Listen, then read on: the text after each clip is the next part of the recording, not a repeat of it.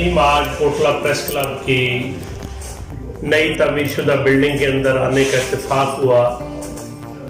मुझे याद है कि जब इसका संग बुनियाद रखा गया तो उस वक्त उस तकरीब में मौजूद थे।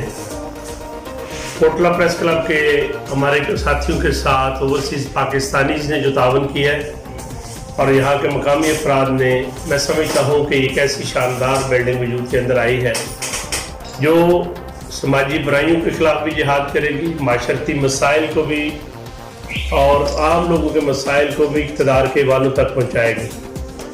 आज हमने इस तकरीब के अंदर इसमें एक लाइब्रेरी कायम करने का भी ऐलान किया है और इंशाअल्लाह उसके लिए सबसे पहले 2 लाख रुपए की किताबें मैं अपनी तरफ से भेज रहा हूँ ताकि हमारे यहाँ जो किताब से रिश्ता कमज़ोर और मजबूत किया जाए।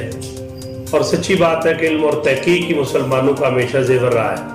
तो मैं चौधरी फैसल गुजर साहब को, फयाज अंजम साहब को, शामी साहब को और इनके बड़े सरपरस्त अमर उस्मान आदिल साहब को भी मुबारकबाद भी देता हूँ और इनकी पूरी टीम का शुक्रिया अदा करता हूँ जिन्हें हमें बुलाया, हमें इज़्ज़त दी।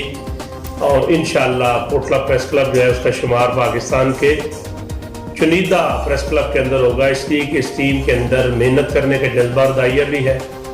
अवामी मसाइल को जुर्रत के साथ उजागर भी करते हैं और ज़र्द साफ़त से गुरेज करते हैं। और यही मैं समझता हूँ कि इस प्रेस क्लब का वक़ार है, इसका एजाज़ है और हमारी दुआएं और नेक तमन्नाएं जो हैं वो कोटला प्रेस क्लब के लिए।